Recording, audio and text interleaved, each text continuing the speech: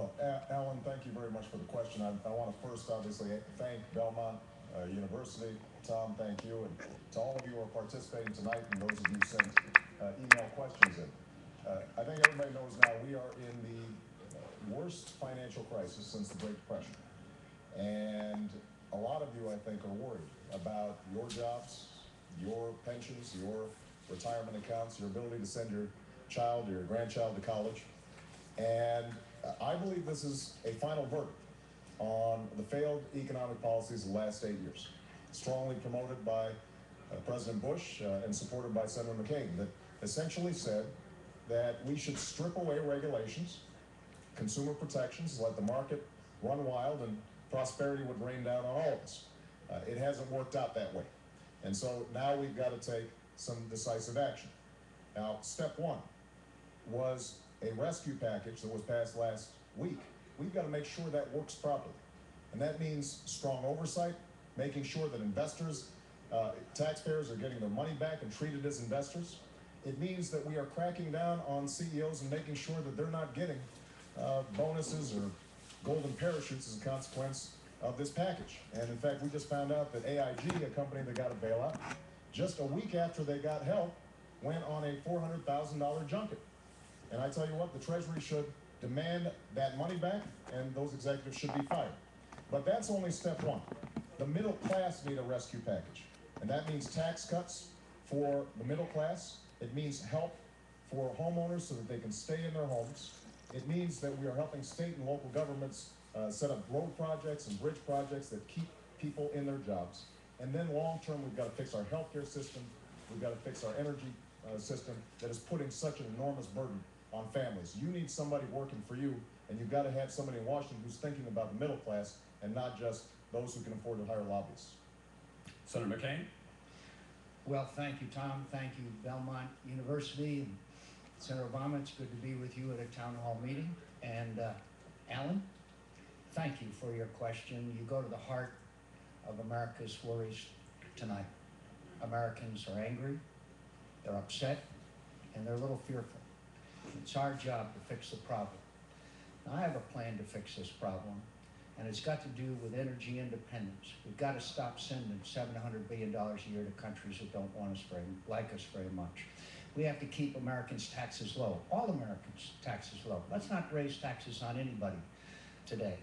We obviously have to stop the spending spree that's going on in Washington. Do you know that we've laid a $10 trillion debt on these young Americans who are here with us tonight?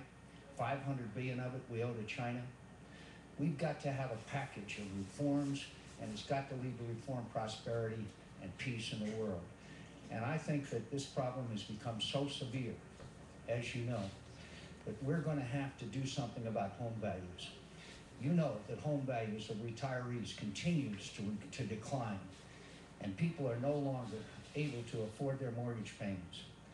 As President of the United States, Alan, I would order the Secretary of the Treasury to immediately buy up the bad home loan mortgages in America and renegotiate at the new value of those homes, at the diminished value of those homes, and let people be able to make those payments and stay in their homes. Is it expensive? Yes. But we all know, my friends, until we stabilize home values in America, we're never going to start turning around and creating jobs and fixing our economy. And we've got to give some trust and confidence back to America. I know how to do that, my friends, and it's my proposal. It's not Senator Obama's proposal. It's not President Bush's proposal. But I know how to get America working again, restore our economy, and take care of working Americans. Thank you. Senator, we have 1 minute for a discussion here. Obviously, the powers of the Treasury Secretary have been greatly expanded. The most powerful officer in the cabinet now. Hank Paulson says he won't stay on. Who do you have in mind to appoint to that very important post? Senator McCain? Not you, Tom. No, with good reason. You know, that's a tough question, and there's a lot of qualified Americans. But I think the first criteria, Tom, would have to be somebody who immediately Americans identify with.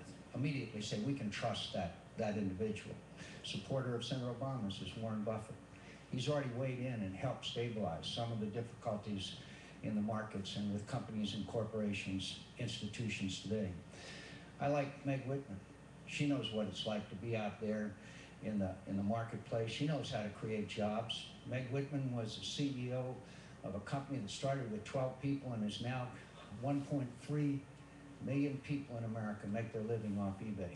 Maybe somebody here has done a little business with them. But the point is, it's going to have to be somebody who inspires trust and confidence. Because the problem in America today, to a large extent, Tom, is that we don't have trust and confidence in our institutions because of the corruption on Wall Street and the greed and excess and the cronyism in Washington, D.C. All right. Senator McCain, Senator Obama, who do you have in mind for Treasury Secretary? Well, Warren would be a pretty good choice, Warren Buffett, and I'm pleased to have his support, but there are other folks out there.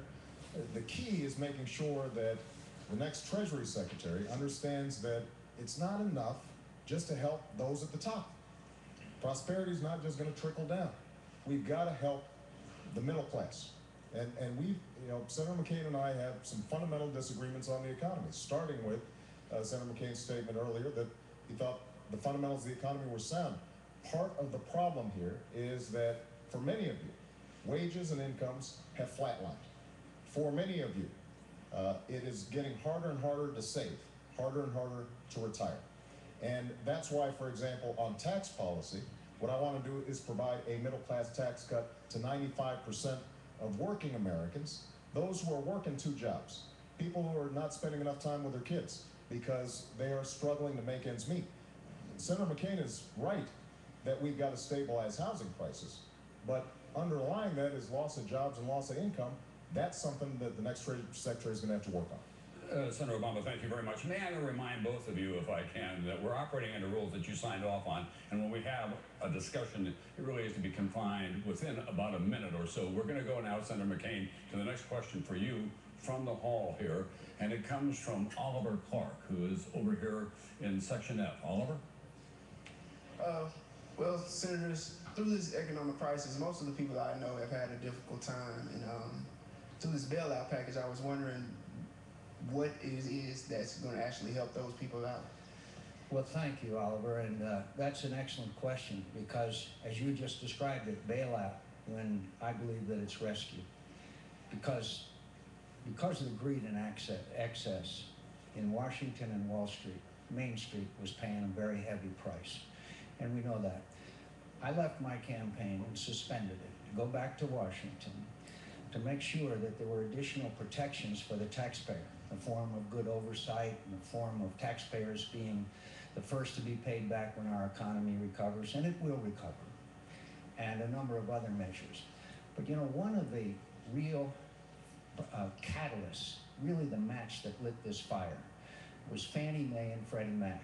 I'll bet you may never even have heard of them before this crisis. But they're the ones that, with the encouragement of Senator Obama and his cronies and his friends in Washington, that went out and made all these risky loans, gave them to people that could never afford to pay back. And there were some of us that stood up 2 years ago and said, we've got to enact legislation to fix this. We've got to stop this greed and excess. Meanwhile, the Democrats in the Senate and some members of Congress defended what Fannie and Freddie were doing. They resisted any change. Meanwhile, they were getting all kinds of money in campaign contributions. Senator Obama was the second highest recipient of Fannie Mae and Freddie Mac money in history. So this rescue package means that we will stabilize markets. We will shore up these institutions, but it's not enough. That's why we're going to have to go out into the housing market, and we're going to have to buy up these bad loans, and we're going to have to stabilize home values. And that way Americans can, like Alan, can realize the American dream and stay in their home. But Fannie and Freddie were the catalyst, the match that started this forest fire. There were some of us that stood up against it. There was others who took a hike. Senator Obama. Well, Oliver, first let me tell you what's in the rescue package for you. Right now, the credit markets are frozen up. And what that means as a practical matter is that small businesses and some large businesses just can't get loans. If they can't get along, that means